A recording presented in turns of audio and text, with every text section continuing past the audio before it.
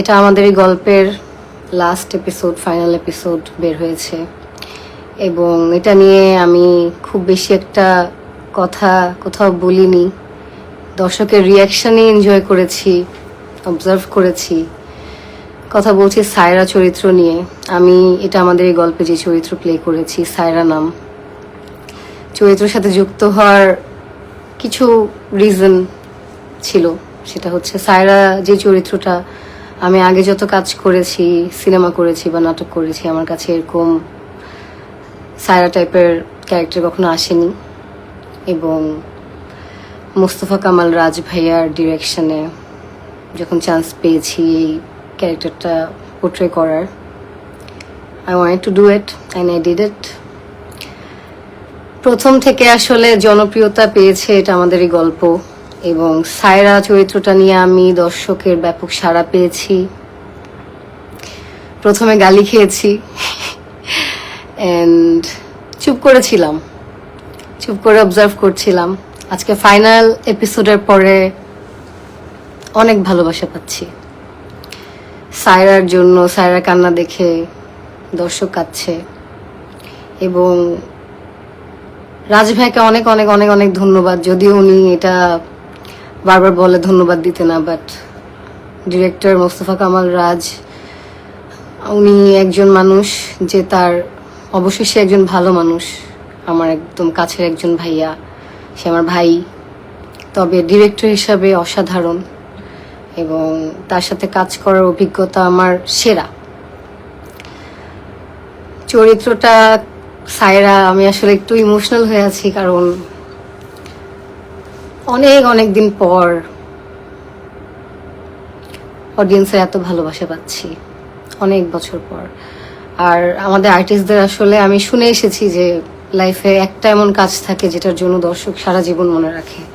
আমার মনে হয় সায়রা সেই চরিত্রটা। অ্যান্ড লাস্ট যেই সিনটা যেটা নিয়ে আজকে এত আলোচনা, সেই সিনটা করার সময় আমি সায়রার ফিলিংস, মানে ওই জায়গাটা চিন্তা করে আমি আসলে যে অ্যাক্টিংটা করেছি একদম রিয়েল ভাবে ফিল করে করেছি। আর এটার পরে আমার কয়েকটা দিন খুব কষ্ট হয়েছে।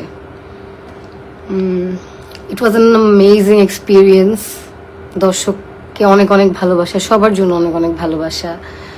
অ্যান্ড শেষ হয়ে গেল, তবে আই এম রিয়েলি হ্যাপি যে এরকম একটা কাজ আমরা পুরো টিম দর্শকের কাছে আনতে পেরেছি।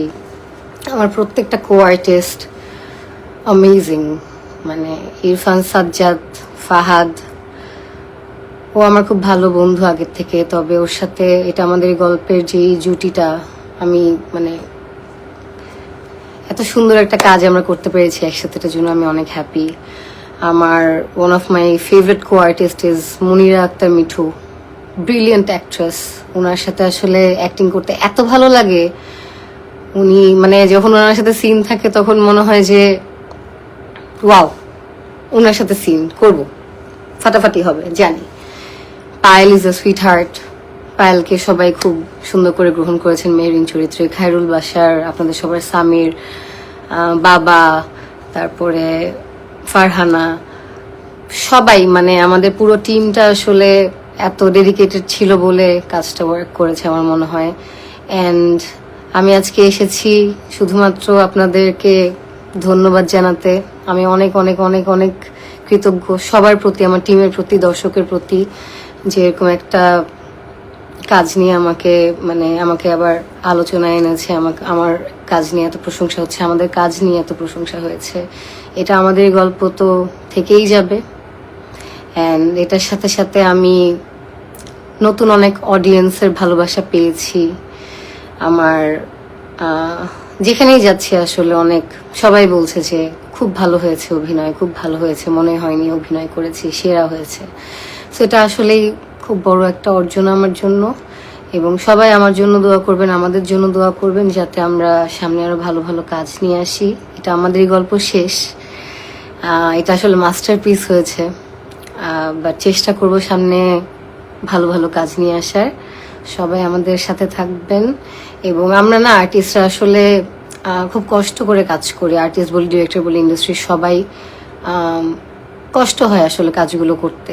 আমরা অনেক খাটি, সেটা হয়তো স্ক্রিনে দেখে বোঝা যায় না, বাট সকালে উঠে মেকআপ করে মেন্টালি একদম রেডি থেকে ঠিকঠাক মতো অ্যাক্টিংটা করা এবং দর্শকের মন জয় করা, এটা it's not an easy job.